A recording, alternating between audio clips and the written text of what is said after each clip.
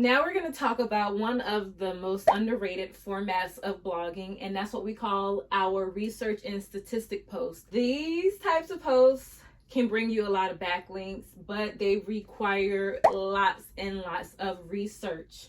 And it can be challenging because it is a lot of just your time of pulling out all of this data to format it into one blog post. Now you can do it two ways. I talked about how you can do it two ways.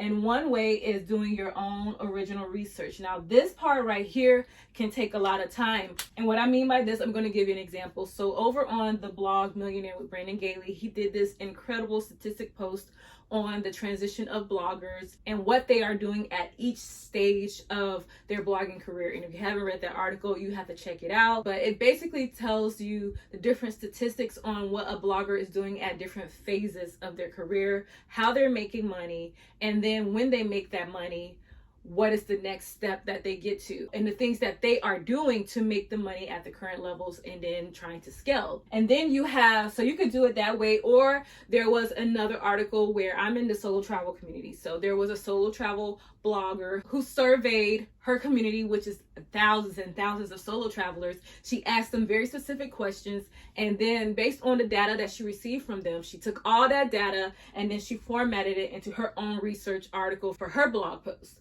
Now, that is a very extensive way, but it's original research, and you can do it with your own community, especially if you grow a really big blogging community around your niche. Then you can survey your community and get quality answers. I would most likely do it through something like a Google form, but you can start out doing it through Facebook, but just make sure that you have a time limit on when people can answer the question and that you get a good amount of people who answer the question so that you can have a really good research article.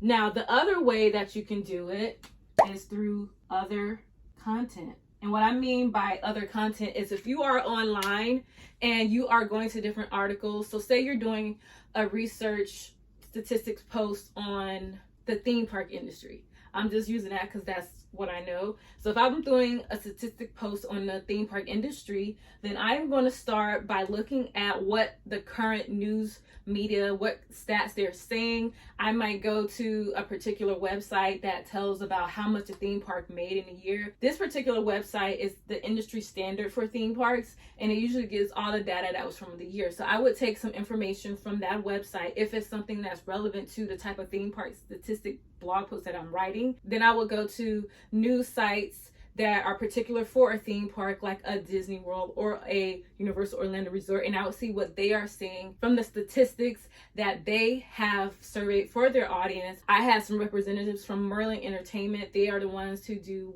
theme parks like Legoland. They submitted statistics to me based on their own research. So I could take some of that data, some of the data from the Disney website, some of the data from the official theme park industry website, and I can put something together where I could say the 25 or the 21 most amazing theme park statistics that you didn't know but may affect your trip this year. I could say something like that, and I would basically get the article together. Those articles are easy to put together and format. It's just finding the research is the toughest part of those type of articles. Now, what I was mentioning earlier is that these articles are incredible for getting backlinks, because when a journalist is talking about your specific niche or the keyword that you are talking about in your blog post, they will most likely want to add a statistic feature to their article to make it more fleshed out, to make it more authoritative. So the first thing they will do is Google something like theme park stats for 2023. If you have written that article and you are at number one, then they're just gonna probably skim through it, see a few stats, and especially if it's original research, then you won't have to have too many links to your references. But if they go into your article, they see that you listed a lot of great quality, up-to-date statistics, and you have the reference and resources next to each statistic, which is very important. Don't just be out here stealing people's hard work and not referencing back to them.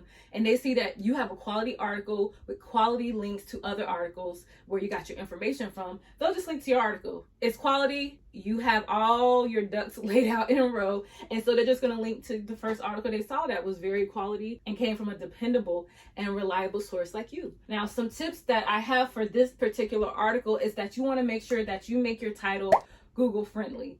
And when you're thinking about these titles, think of them in the way of how you would title your listicle blog post, you want to make sure you have a number at the front. It doesn't have to necessarily be a superlative, but it has to be a very descriptive word, like 15 shocking, and then your keyword, goal setting stats. Because most of the time, these keywords will be X stats or statistics. So that's going to be your keyword. And this one happens to be goal setting stats. And so we just put in our keyword, we make sure we have a descriptive word, and then our number. And you know, we like odd numbers. So I put that there. And this is another example. 25, you got your number. Amazing. That is your superlative. And then you have your keyword, which is Instagram marketing stats. That's the formula, straight to the point. Now, what I have right here for another tip is that you want to do keyword research on each statistic in your industry. And what I mean by that is, if, say, I am in the theme park world, I might go on SEMrush, or I might go on Bramework and type in theme park stats and see what is out there, what my competition is. Could I even rank for it? You could also do food blogger stats. You could do YouTube stats. Whatever your industry is, gardening stats for 2022 or 2023 or 2024. Make sure you just do all the searches for your field. It could be anything in your industry, whatever your buckets are, whatever the categories are for your niche that you talk about on your blog. Research it, because they take a long time to create. Unless you have a team with you who can do all the research for you and gather the data and present it in a fun way. You want to make sure that you create at least one long form statistics post every 1 to 3 months. Now, these are going to be somewhat of a traffic driver, and like I said, a backlink driver for your website. They take a lot of time, but if you can crank out one every 1 to 3 months, that'll definitely get your website strong and authoritative, and it could be a natural way to get backlinks. And so I put right here in exclamation points, the sun is kind of blocking it, but I basically said, do this. Do this, because this is a really good way. And we have an article on Bramework talking about goal setting stats, and I really like the article, and I like how we format it. As you can see, it's a very simple format. You do your introduction and you get right into the meat of the article. And for that one, we didn't do the original type of research. What we did is we went out and scoured the internet for incredible, fascinating goal setting stats that were relevant and easy for bloggers to implement this year. So right here I have, if you increase the number, you increase the number of backlinks. And what I mean by if you increase the number, so say that you do your keyword research and you realize that, hey, there's already an article on 15 shocking goal setting stats. So you're going to have to find at least 5 more. You're going to have to up that number, up it. And you could do 20, or you could do 21. Or you can, like, I'm trying to be a go-getter and do 31. So whoever wrote that 15 is going to have to catch up to 31. And so that's how you can do it, because most of the time when someone wants to reference this type of article, they're going to go to the one with the higher number. Don't get too crazy with the numbers, but just find like a good number that is doable and that you can still create quality while you are writing it. So there you have it. That's all you need to know about writing a blog post that's research based and focuses on statistics that can get you backlinks to your website.